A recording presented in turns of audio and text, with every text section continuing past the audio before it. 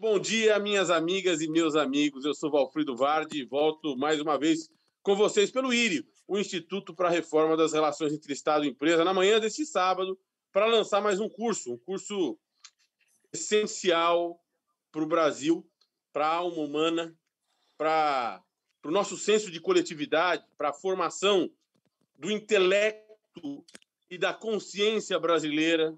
É um curso de racismo e política coordenado pelo grande Silvio Almeida. Eu tenho o prazer, a honra, a alegria de apresentar este curso nesta manhã, com Rafael Valim, meu companheiro, meu amigo de todas as horas, trazer esse curso a vocês pelas mãos de Silvio Almeida na manhã de hoje e de Rosane Borges. Bom dia, Rafael Valim! Bom dia, meu querido Valfrido. Bom dia, Rosane. Bom dia, Silvio. Também eu queria só expressar a minha alegria e a minha gratidão ao Silvio, que topou esse desafio de estruturar um curso central, né, para o nosso país, para a gente compreender, na verdade, o nosso país e superar. O Silvio tem sempre essa mensagem de a gente precisa compreender o racismo, a exemplo de outras questões e outros problemas do Brasil, para superá-los, né? Essas identidades existem para serem superadas. Essa é uma grande lição que o Silvio nos dá. E então eu estou aqui ansioso para ouvir a Rosane, para ouvir o Silvio a respeito desse curso, que nos dá uma grande alegria e uma grande honra. O IRI tem essa responsabilidade, assumiu essa responsabilidade de levar esses conteúdos, de democratizar esse conhecimento com o que há de melhor no país, em termos aí da nossa intelectualidade. E com esse curso não é diferente. Portanto, Valfrido, eu só estou aqui ansioso para ouvir a Rosane e o Silvio, e tenho certeza de que todos que estão nos assistindo estão ansiosos também para saber o conteúdo desse extraordinário curso. Obrigado, Silvio. Bom dia, professor Silvio Almeida. Bom dia, professora Rosane. Tudo bem? Por que é importante estudar racismo no Brasil? Por que é importante? Pois bem. Quem começa, Rosane? Quer começar? Eu posso começar, né? Você está aí no papel de anfitrião também, né? Inicialmente, eu gostaria de agradecer o convite para integrar esse time aí, que eu brinco, super estelar, né? A lembrança do Instituto do IRI, pelas mãos aí do colega, né? Do amigo Silvio Almeida, um dos intelectuais aí mais importantes, né, do nosso Brasil na contemporaneidade. Eu acho que eu digo ao mesmo tempo que a pergunta que vale $1 milhão, Alfredo, mas também é uma pergunta simples, né? Claro. Por que é importante a gente estudar, lançar um curso com essa temática, com racismo? A gente deve dizer, a despeito da convocação antirracista ganhar a dimensão que ela vem ganhando nos últimos anos, e a gente teve um ponto de inflexão mundial, que foi a morte do George Floyd, né? Eu venho insistindo que o que a morte do George Floyd nos trouxe não foi... Qual foi, entre aspas, a novidade daquele crime assistido planetariamente, né? Muita gente insiste que porque foi ao vivo, né? A instância da imagem ao vivo, porque se revelou ali a brutalidade do racismo policial, mas eu venho dizendo que a morte do George Floyd ela apontou para a gente que a escuta é uma decisão política, porque, vejamos, no Brasil, a cada 23 minutos a gente tem um George Floyd morrendo, mesmo nos Estados Unidos, que é recorrente, há um mês atrás, o George Floyd morreu no final de maio, né? No final de abril, um jovem morre nas mesmas condições, na mão odiosa de um policial dizendo que ele não podia respirar. Mas, por algum motivo misterioso, a comunidade planetária escutou o George Floyd. E escutar alguém dizendo durante 8 minutos que não podia respirar, e mais ainda a gente ser testemunha ocular daquela morte, é algo que sacode toda a boa consciência, né? As boas consciências antirracistas. Mas eu dei todo esse desvio, Valfrido, um pouco para gente esses eventos, esses episódios recentes, mas para a gente destacar que a luta antirracista no Brasil, ela deita raízes em tempos imemoriais, né? Ou, se a gente puder localizar, desde a época da escravidão. E nós estamos num momento em que, resgatando a frase aquele do livro, do famoso livro, o tempo da inocência já acabou, né? No que a Jurema Werneck costuma completar e já foi tarde, eu acho que pensar, por que estudar racismo? Porque esse tempo da inocência já acabou. A gente pensar que o tempo da inocência já acabou é a gente pensar que tudo que estrutura, as camadas que estruturam o Brasil, o que faz Brasil, a argamassa dela tem um fundamento racial, né? Quando a gente pensa exclusão, quando a gente pensa pobreza, quando a gente pensa desigualdade, quando a gente pensa desenvolvimento, quando a gente pensa IDH, a questão racial está lá presente. Eu acho que o IDH ele é instrutivo quando a gente pega o nosso IDH que transita entre o 70º lugar e o 82º lugar, a gente fica nessa posição, né? Entre os 79 e 82. É uma posição considerada mediana o IDH brasileiro. Mas quando você considera a população branca ou não negra, o nosso IDH melhora e a gente vai para o 38º lugar. Eu acho que agora a gente está no 42º. Quando se considera a população negra ou não branca, o nosso IDH piora miseravelmente, a gente vai para o 114º lugar.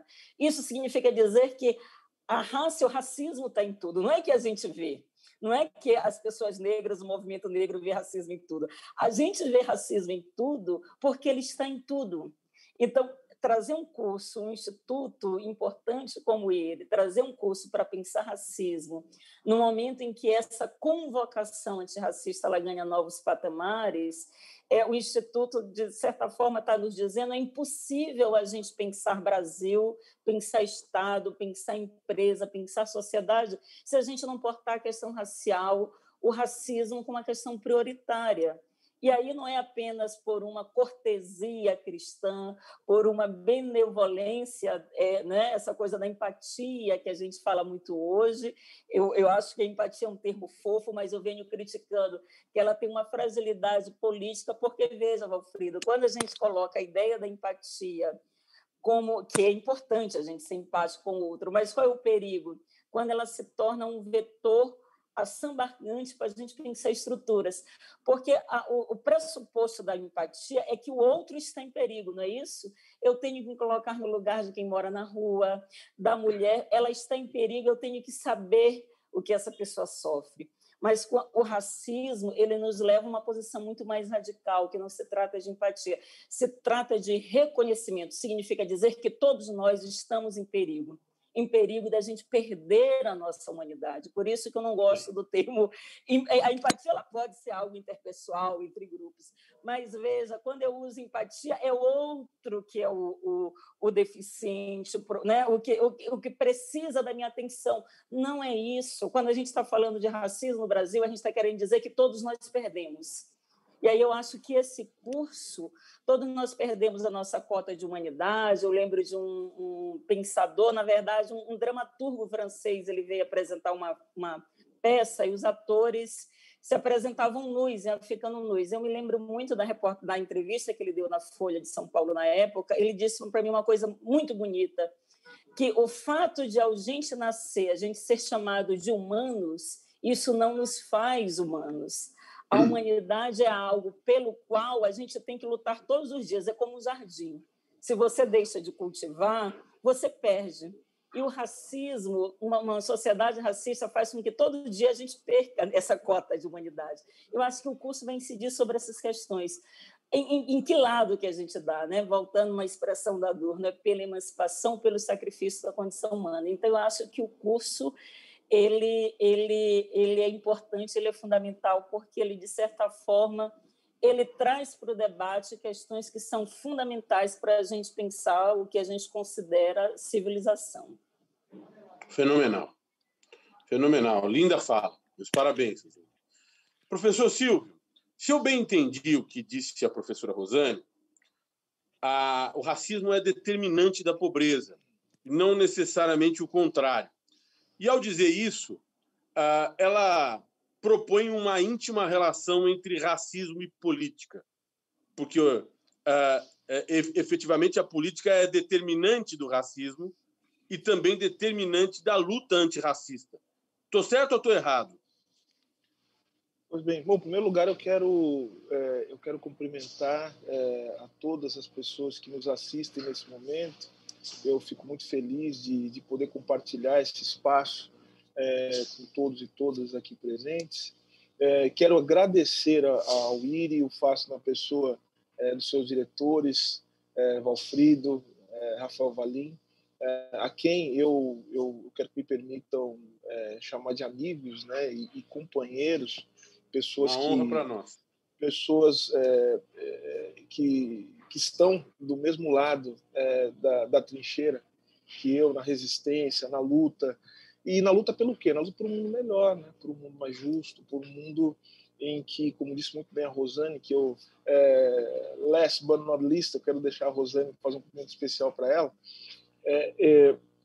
um mundo em que a gente possa, de fato, construir ou reconstruir ou, enfim, projetar uma nova possibilidade de ser humano. Então, eu quero agradecer a oportunidade de poder fazer parte desse curso. E Rosane, minha amiga, minha companheira, enfim, uma pessoa que está ao meu lado já há algum tempo, nas batalhas intelectuais, nas batalhas políticas, na troca de ideias, uma amiga, porque eu tenho um enorme respeito e consideração. Eu acho que a fala da Rosane acho que dá um índice da qualidade desse curso, né? Eu não sei se todos vocês tiveram essa mesma impressão, né? A Rosane, que não se trata apenas de uma troca de elogios entre pessoas que se gostam. A Rosane me colocou aqui de uma maneira muito generosa.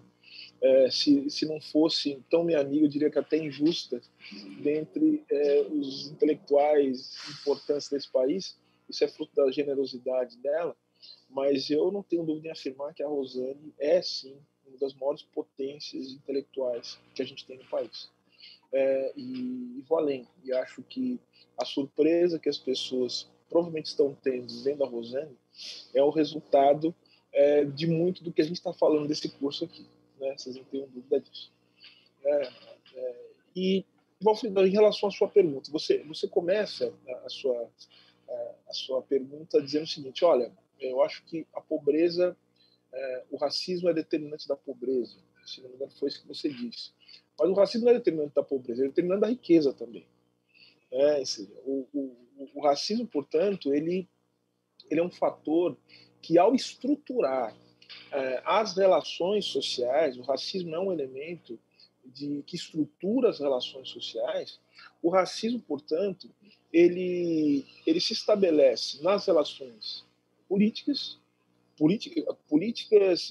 de maneira geral, nas relações político-institucionais, ou seja, o Estado funciona a partir da lógica da distinção entre raças. Porque o racismo, isso é importante dizer, ele produz a violência, a discriminação, é o sintoma, mas o principal produto do racismo é a raça.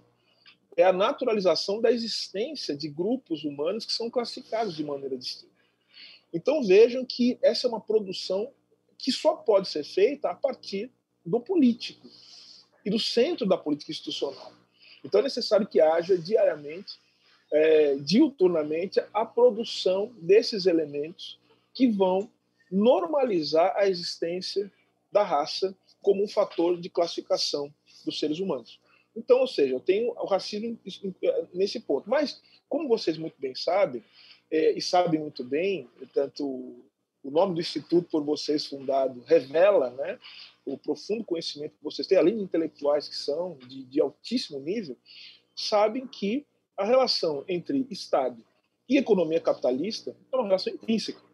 Não se pode pensar na possibilidade de reprodução da economia capitalista sem pensar também no Estado como polo, vamos dizer assim, racionalizante ou racionalizador, não sei como a gente pode falar isso, de uma sociedade que é dividida em grupos, em classes, né? Uma divisão de classe, é uma divisão estrutural, divisão em grupos. Esses grupos de indivíduos atomizados. Então, o Estado ele precisa estabelecer uma determinada ordem para que a economia capaz se reproduza de acordo com seus pressupostos, né? Enfim, a propriedade privada, a lógica dos contratos, enfim. E nesse sentido, se o racismo estrutura também as relações do Estado, estrutura as relações econômicas. A desigualdade, né, e aí eu falo, o racismo produz a riqueza e a pobreza, pegando o seu ponto, a desigualdade ela tem como elemento material, mas também um elemento ideológico, a distinção entre raças. Acho importante lembrar, a gente vai falar disso no curso, que a formação das economias capitalistas se dá a partir de um processo que é o processo descrito por Marx como a acumulação originária, mas que a gente pode, em termos políticos, chamar de colonialismo. E o colonialismo tem o racismo como um dos seus pontos fundamentais. A ideologia do colonialismo / imperialismo é o racismo. Então, a formação das economias modernas, contemporâneas, tem a raça como um fator primordial. Então, veja só, e não só isso, nós somos do direito, né? Nós três aqui, a Rosane, ela fez opções melhores do que as nossas, né? É verdade. Então ela manteve a sanidade, e tal, mas nós somos pessoas de direito, somos advogados, somos juristas, somos atuantes, né? Enfim. E nós sabemos muito bem que se o direito ele estrutura as relações político-institucionais, estrutura também as relações econômicas, obviamente que o direito ele estrutura as relações jurídicas, porque o direito tem um outro ponto, né, que é um ponto central para se entender também a lógica da reprodução política e econômica do mundo contemporâneo. Então, é impossível pensar a existência de raça sem que o direito não sirva como um fator fundamental de classificação. Não existiu até hoje na história da humanidade projetos raciais, racistas, segregação racial, extermínio em massa, que não tivesse um jurista para chamar de seu, tá? Um jurista de estimação, dando também os contornos jurídicos, porque, vejam, a subjetividade, ou seja, a subjetividade que também se traduz em determinadas identidades do ponto de vista objetivo, só tem a sua forma mais bem acabada na subjetividade jurídica. Né? Ou seja, para que houvesse a perseguição aos judeus na Alemanha dos anos 30, foi necessário que os juristas criassem as leis de Nuremberg de 35. Classificação. A segregação racial nos Estados Unidos, ela tem como ponto de partida uma decisão da Suprema Corte Americana de 1896. Foi a Suprema Corte Americana. Depois que houve a abolição da escravidão nos Estados Unidos, a Suprema Corte Americana foi paulatinamente destruindo as possibilidades emancipatórias que a abolição encerrava. E no Brasil a gente não precisa dizer o quanto o Estado funciona. Eu lembrei muito de vocês hoje, que eu estava pensando no papel do Estado brasileiro, pensando na nossa conversa, e pensei no seguinte: olha só, eu sempre digo o seguinte, eu, Silvio, com as minhas possibilidades, e a Rosane também, com certeza, acho que nós aqui, mas eu quero falar da minha condição da Rosane, que somos pessoas negras, nós somos paradoxalmente o produto do Estado brasileiro, daquilo que ele tem de pior e de melhor. Ou seja, quando o Estado brasileiro resolveu não nos matar, mas o fez isso por conta das lutas dos trabalhadores, das minorias, enfim, né, que impuseram uma nova dinâmica no Estado brasileiro,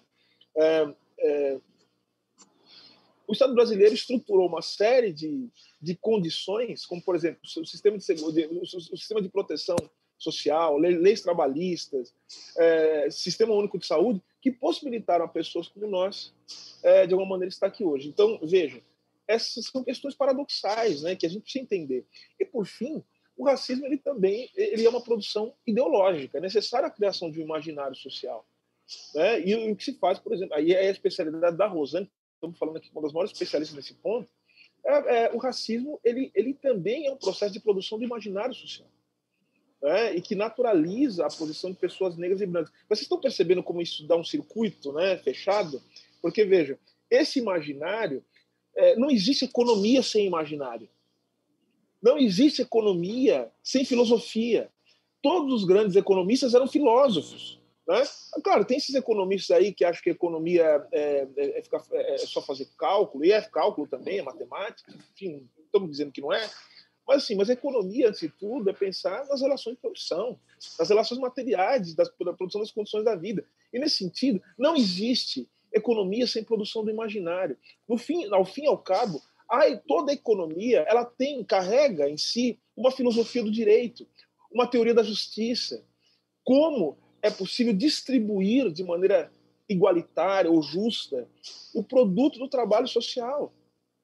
Então, veja, eu preciso criar esse tipo de imaginário. Então, para você produzir a convicção de alguém que, durante uma pandemia, acha que precisa estabelecer uma série de cortes, né, nos programas de seguridade social, que precisa drenar os recursos do Sistema Único de Saúde, precisa impor teto de gasto, para você convencer as pessoas, alguém, de que ela está sendo justa ao fazer isso, é preciso muito racismo.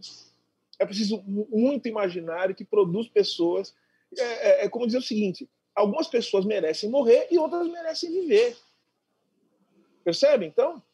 Então vejam o quanto, e aí termina a minha fala, o quanto esse curso vai ser importante para a gente pensar o racismo. E aí que está. Essa é uma grande diferença de quem está pensando racismo como eu, como Rosane, como os professores desse curso.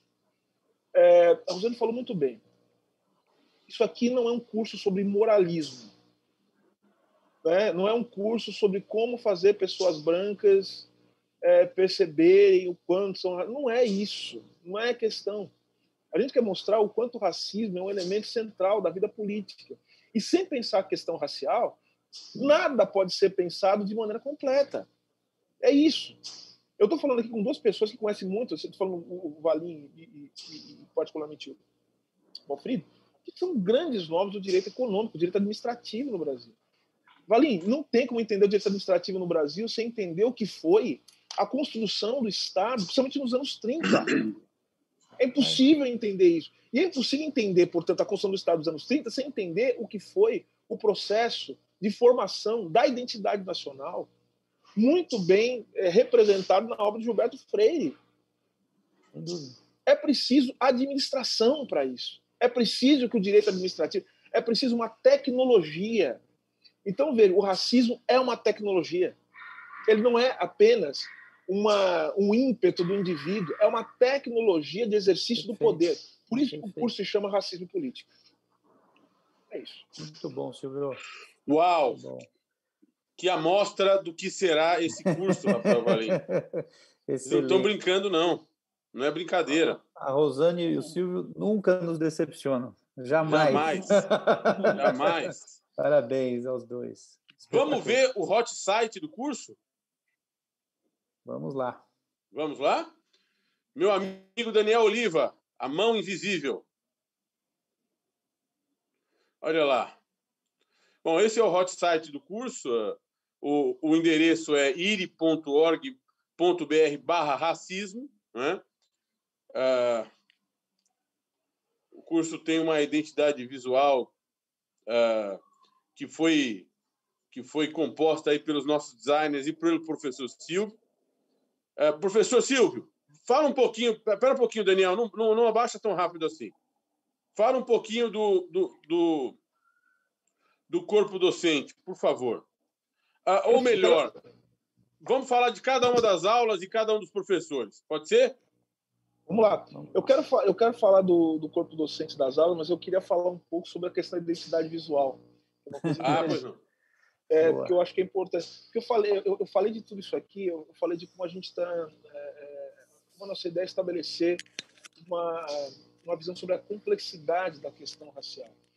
E a gente não entende a luta antirracista sem entender também uma luta pela... E a Rosane pode falar melhor do que eu sobre isso, como uma luta por uma transformação estética do mundo também, que é uma transformação ética do mundo. Uhum. Então vejam que essa identidade visual, incrivelmente bem feita, ela remete ao que hoje se chama de afrofuturismo. Por que o afrofuturismo? Vocês estão lembrando? Acho que talvez o futurismo, né, para algumas pessoas seja algo mais vamos dizer, algo mais próximo, porque as pessoas lembram imediatamente do suprematismo, lembram de Kandinsky, lembram da arte soviética, né, pós-revolucionária. Né? E por que eu estou fazendo essa relação? Porque o afrofuturismo é a ideia da projeção,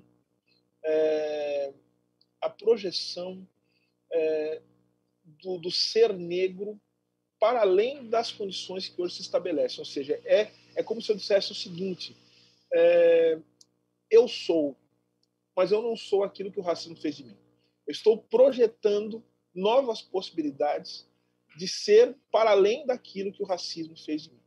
Então, ou seja, o afrofuturismo tem a ver com isso. Ou seja, é como se as pessoas negras, a partir de uma visão do mundo que é feita a partir da luta política, que é feita a partir da sua intelectualidade, projetasse o mundo do ainda não, mas que pode ser a partir da abertura da luta política. Então, o afrofuturismo tem a ver com isso. Então, essa composição visual, ela remete a uma série de referências, de uns planetas, as cores do afrofuturismo, da emancipação do homem e da mulher negra. Rosane, Silvinho, você me permitiria uma parte muito rápida aí nessa... É interessante, né, pensar nessa identidade visual que remete. Eu lembro que quando eu recebi o card, eu pensei muito nisso, e é sempre interessante, Silvio, você colocou isso de maneira muito oportuna, que é a projeção, né, que a gente faz das possibilidades múltiplas da gente ser, né, o que a gente quer ser, o que a gente é para além do racismo. Mas o afrofuturismo ele tem eu diria, uma singularidade em relação às vanguardas artísticas, né, ao movimento futurista, porque as vanguardas elas partiam de uma perspectiva, o futurismo, né, o futurismo partia de uma perspectiva negativa, né? Mas o afrofuturismo, tem muita gente que critica, que diz assim, mas por que África, os negros da diáspora foram evocar o futurismo que parte dessa perspectiva? Eu acho que a grande singularidade do afrofuturismo é uma projeção, portanto, é uma temporalidade futura, mas recolhe algo do passado, da tradição africana, dos povos acanes, porque é dizer que no passado nossa história não começa com a escravidão. O recolher algo do passado vem aí. É esse jogo de temporalidades, né, Silvio? É bem interessante a gente insistir nisso, né? Recolher o que foi soterrado do nosso passado. Porque, veja só, você falou muito bem, as vanguardas europeias, elas querem muitas vezes romper, né, com o passado. Sabe por quê? Sim. Porque existe um passado. Um passado por eles contar. Eles têm uma própria história, que eles contaram a própria história. Agora, o nosso desafio é um desafio muito maior, porque nós temos que nos projetar em direção ao futuro, mas nós temos que construir uma plataforma, que é a plataforma do presente, mais uma plataforma do presente que se apoia sobre o passado, mas um passado que nós temos que reconstruir. Então, a nossa noção de tempo ela tem que ser até diferente. Ou seja, o futuro para nós ele está nas nossas costas, que é uma coisa impressionante. Então essa é a lógica do afrofuturismo, desse recolhimento da nossa história, que é também uma história de uma reconstrução em direção ao futuro, um futuro sem raça. É interessante. Agora podemos falar dos professores. Não, e só dando os devidos créditos aqui, né, Valfrido? Essa arte foi elaborada pelo Michael Neri. Michael Neri. Então, sensacional. Um grande profissional. Feliz que vocês gostaram. Muito feliz que vocês gostaram. Vamos lá? Vamos olhar aula e professor por professor? Vamos nessa. Muito bem. Tem um primeiro módulo que tem 3 aulas, professor Silvio. O primeiro módulo é Teoria sobre o Racismo e História da Formação das Relações Raciais no Mundo Contemporâneo. E temos 3 aulas. Gostaria que você nos falasse um pouquinho sobre essas aulas, o módulo, as aulas e os professores. Perfeito. Bom, então, esse primeiro módulo é um módulo que eu chamaria introdutório, deixar bem evidente, esse curso é um curso para especialistas. Né? Esse curso é um curso para qualquer pessoa que queira, de fato, entender essas questões na sua profundidade. Então, esse módulo é um módulo introdutório, em que a gente vai fazer uma relação entre o racismo ou as relações raciais e a formação histórica, ou seja, raça e história, né? Não se pode retirar a questão racial nem do campo da história e nem do campo da política, ou seja, das relações de poder. Então, a gente começa a primeira aula, uma aula que vai ser dada pelo professor Júlio César Oliveira Veloso, que provavelmente vocês conhecem, um grande historiador, um grande amigo, jurista também, um sujeito sensacional, com quem eu tenho trabalhado muito durante esses anos. É uma aula sobre raça e racismo na perspectiva histórica. Então, ele vai contar como a raça ela se tornou um fator central para se entender as grandes transformações da história. A segunda aula vai ficar por minha conta, em que eu vou falar sobre as concepções teóricas do racismo. Na verdade, está ali o racismo, a concepção individualista, institucional e estrutural. A gente poderia até olhar para isso a partir da aula do Júlio, a partir das aulas de economia, e pensar o seguinte: existe uma concepção liberal, uma concepção não liberal, né, e concepções não liberais do racismo, né? Ou seja, ou pelo menos concepções que não são concepções individualistas do racismo.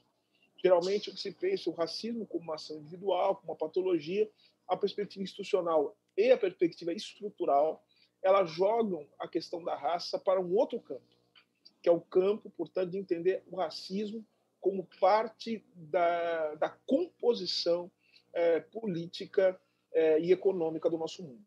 Na terceira aula, vamos falar sobre as teorias da crítica da branquitude, com a professora Lia Weiner Schuckmann, né, que vai nos dar honra, uma das maiores especialistas nesse tema. Ela vai falar sobre o significado do ser branco, a construção do branco como construção histórica, mostrar como ser branco também é uma questão absolutamente posicional.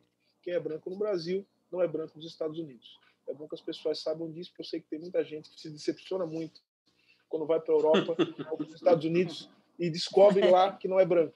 E isso causa sérios problemas emocionais nas pessoas. Algumas, inclusive, quando voltam para o Brasil, voltam ainda mais violentas, mais racistas, porque precisam, de fato, comprovar sua condição de branco. Nunca serão. Silvinho, lembremos a anedota, que não é pura anedota, é uma história real, oficial, lá do Prado, né? Um quatrocentão paulistano que vai para os Estados Unidos, isso na década de 20, o Muniz Sodré traz muito esse exemplo, e ele vai numa barbearia, então ele fica flanando, né, por Nova York, se não me engano, acho que a cidade é Nova York, enfim, a Nova York de 1920, muito bem vestido, né, com seu terno, seu fraque muito bem talhado, e resolve entrar numa barbearia. E o que ele recebe como resposta? Senhor, aqui pessoas de cor não. E imagina, né? Mas, enfim, fez ser...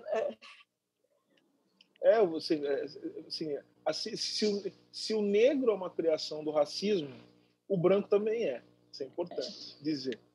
Agora, módulo 2, né? Módulo 2. Isso. Vamos falar das perspectivas jurídicas do racismo, né? Vamos ver como é que o direito tem tratado essa questão, ou eu diria, permita-me dizê-lo, como é que o direito tem maltratado essa questão, né? E nós temos uma aula com o professor Adilson Moreira, já é conhecido, né, de vocês, é um dos grandes especialistas na questão dos direitos fundamentais. E eu quero ressaltar umas coisas que é importante dizer para esse curso. As pessoas que estão aqui não são especialistas em racismo, é importante que se diga. Elas são especialistas, são estudiosas de teoria social, de economia, de comunicação, e que tem uma formação completa, ou seja, conhece a questão racial também. Ou seja, são pessoas de boa formação. Isso que é importante. O professor Adilson é um dos grandes constitucionalistas, né, do nosso tempo. É um autor, enfim, tem uma longa passagem pela Universidade de Harvard, ele fez seu doutorado. E o professor Adilson Moreira vai falar sobre direitos fundamentais e ação afirmativa.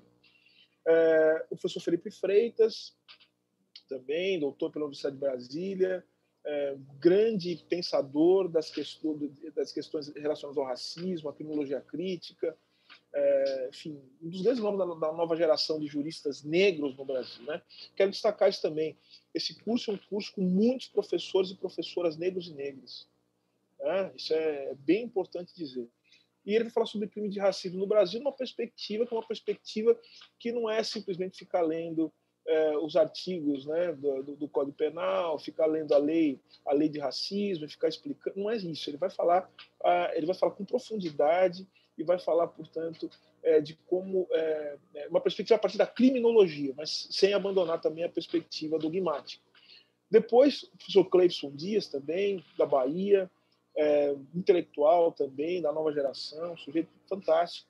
Ele vai falar sobre racismo, necropolítica e o sistema de justiça criminal no Brasil, trazendo a discussão da necropolítica, esse termo, né, esse conceito cunhado pelo grande filósofo camaronês Achille Mbembe. Aula 4, o tratamento do racismo e direito internacional, no direito internacional, na verdade, que é o professor Flávio Leão Bastos Pereira, né, que também é um estudioso do genocídio. Ele é um especialista na história dos crimes de genocídio, internacionalista, e ele vai poder nos falar muito sobre como isso é tratado no plano internacional. Tá? Acho que a gente continua, né? Tem mais módulos aí, né? Sim, tem mais 4 módulos. Tá, 4 módulos. Vamos falar bem rapidamente, então. Então, a gente tem racismo e economia, com a professora Alessandra Benedito, que é professora doutora da Universidade Presbiteriana Mackenzie, da Faculdade de Direito, e também professora da Escola de Direito de São Paulo, da Fundação Getúlio Vargas. Também. Então, ela é duplamente minha colega e é uma mulher negra, fantástica, uma intelectual também, e que conhece muito o tema das relações de trabalho, também uma especialista nas questões do racismo no meio empresarial. Então, vai ser uma aula muito interessante, uma pessoa fantástica. Módulo 4. Módulo 4, nós vamos falar das abordagens interseccionais, ou seja, das abordagens sobre a questão racial que se referem a esse cruzamento de raça, classe e gênero. Tá? E nós vamos falar... Esse é um tema muito interessante, porque é um tema pouco discutido e conhecido, que é para falar sobre racismo e gênero na América Latina. Vamos falar com uma das maiores especialistas, uma estudiosa, a professora Camila Daniel, da Universidade Estadual do Rio de Janeiro, que vai nos brindar também com essa possibilidade de aprender muito sobre algo que nós incrivelmente conhecemos pouco, que é essa discussão na América Latina. Olha só. E eu tenho muita honra e muita alegria de poder contar também com o professor Tiago Amparo, que é meu colega na escola da FGV, né, tanto na escola de Direito como na escola de Administração. E o professor Tiago Amparo ele vai falar sobre raça, cidadania e sexualidade. O Tiago Amparo é um dos mais importantes estudiosos da questão racial no Brasil, mas também é também um estudioso do direito constitucional, um constitucionalista, conhece muito bem o debate sobre direitos humanos. Enfim, estão muito bem servidos aqui, estão percebendo. Módulo 5, aí vamos tratar, isso é a parte mais inusitada do nosso curso, né? Porque a gente vai falar de temas que geralmente eles não são tratados na questão racial. Mas olha que interessante, Valfrido e Valim. A gente fala de filosofia quando fala, por exemplo, sobre direito de uma maneira geral. A gente pode falar quando fala de administração pública, quando fala de economia, a gente pode falar sobre filosofia. Quando a gente fala também de ciência, quando a gente fala também em administração pública, a gente fala das políticas de ciência e tecnologia, direito econômico, a gente vai falar de ciência e tecnologia. Só que as pessoas acham que é completamente inusitado falar de ciência e tecnologia quando a gente fala, por exemplo, sobre raça e sobre como o racismo se reproduz como tecnologia, como ele se reproduz nos discursos científicos, né? A gente está vendo uma grande discussão agora sobre os algoritmos, né? Como os algoritmos eles fazem parte daquilo que vem se chamando de racismo estrutural.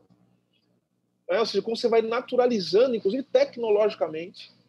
Né? E quando eu falo de naturalizando, não é porque é uma coisa mágica, não.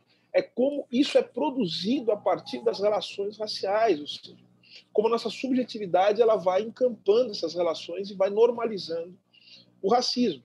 E aí, essas aulas são importantes porque, primeiro, a gente vai contar aqui, vocês viram, tiveram uma palhinha do que a Rosane Borges é capaz de fazer. Né? Ou seja, ela vai falar sobre racismo, ontologia, epistemologia. Ela vai dar uma perspectiva filosófica para a questão racial. Enfim, eu não perderia essa aula. Não vou perder, por óbvio. A outra aula do módulo é uma aula com o professor Gustavo Silva, e que ele vai falar sobre o racismo na construção do discurso científico. O professor Gustavo Silva é um sujeito interessantíssimo, ele é professor da Universidade de Duke, nos Estados Unidos, ele comanda um laboratório, ele é especialista em genética, né? É um rapaz negro, brasileiro, eu falo que ele é meu mano, né? Porque ele é também da Zona Norte de São Paulo, enfim, é um sujeito que fez uma carreira brilhante, e ele foi, esse ano, salvo engano, escolhido como um dos 100 mais importantes cientistas negros dos Estados Unidos. Enfim, é um sujeito fantástico.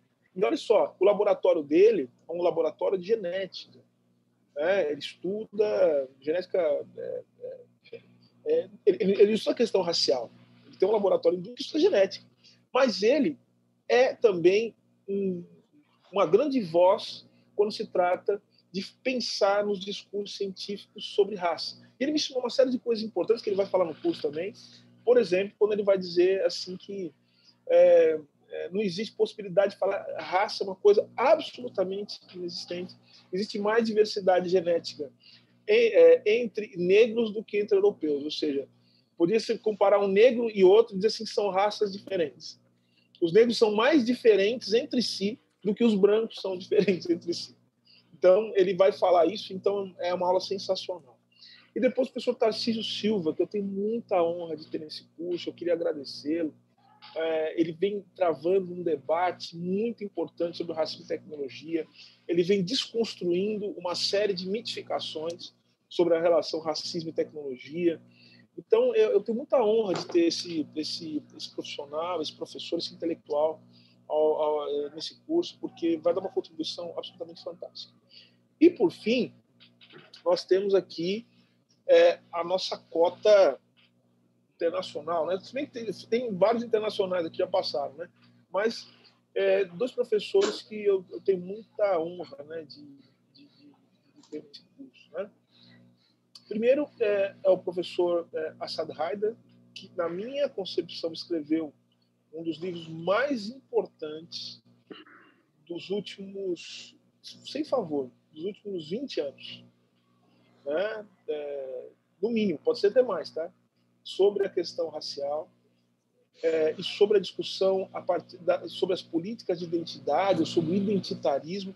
Eu quero dizer aqui, falo aqui na frente dos meus amigos, essa discussão que ele trava é fundamental para entender a relação entre Estado e empresa, para entender o que é o desenvolvimento, porque ele está falando exatamente sobre o que é o processo de formação das identidades, o que está por trás da crítica ao identitarismo, que muitas pessoas, inclusive no campo progressista, acham que é um exagero e tal, e às vezes pode até ser, mas ele vai explicar por que é.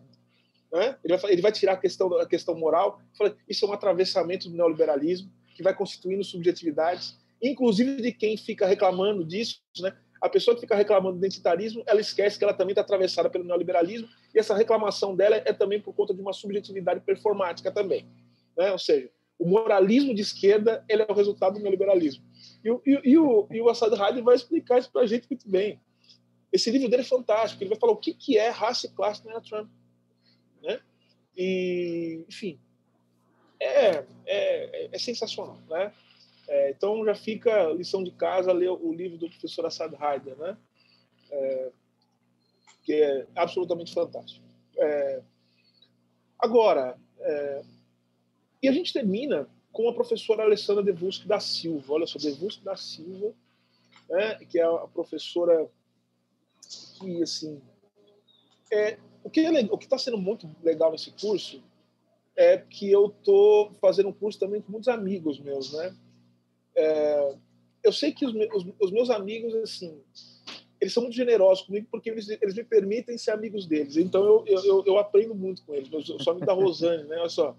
Então, a Rosane é muito generosa porque ela me permite compartilhar. Ela compartilha comigo todo esse conhecimento que ela tem, esse brilhantismo dela.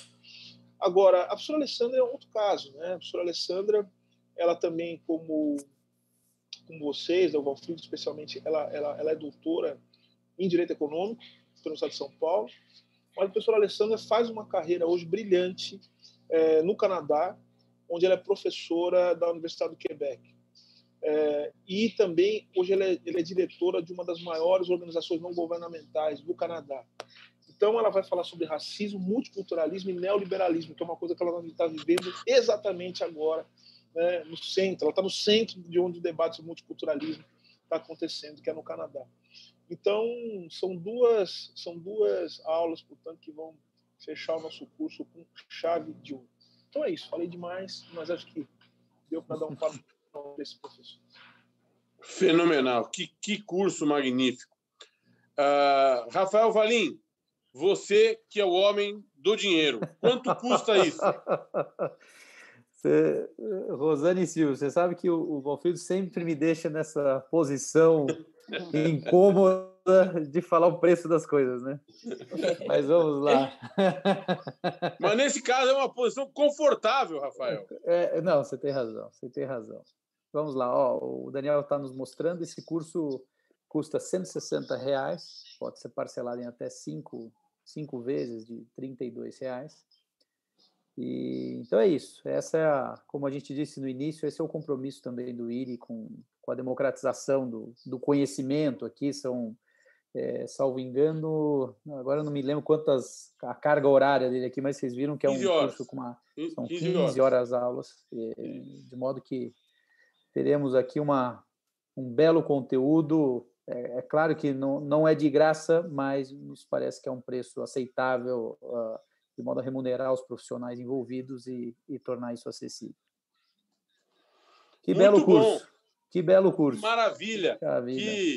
Que tenho certeza de que vai ser um sucesso, professor Silvio, professora Rosane. Eu gostaria de ouvir as suas palavras finais para que nós nos encaminhemos para o encerramento do nosso seminário virtual. Dizendo que, para nós, do IRI, é uma honra e uma alegria muito grandes ter um curso desse, capitaneado por vocês, de maneira brilhante, absolutamente brilhante. Por favor, professora Rosane. Eu que agradeço. Assim, a gente está num sábado, né, de manhã, lançando um curso magnífico, né, de ser lembrada, além de integrar aí com os colegas, né, professores, também alguns amigos, né, também de participar aí dessa mesa, né? A gente não sabe mais o que dizer em live, né? Se é mesa, se é roda de conversa, mas nessa abertura aí, nesse chamamento para um curso tão fundamental e com pessoas muito comprometidas, com pensadoras, pensadores, ativistas, né?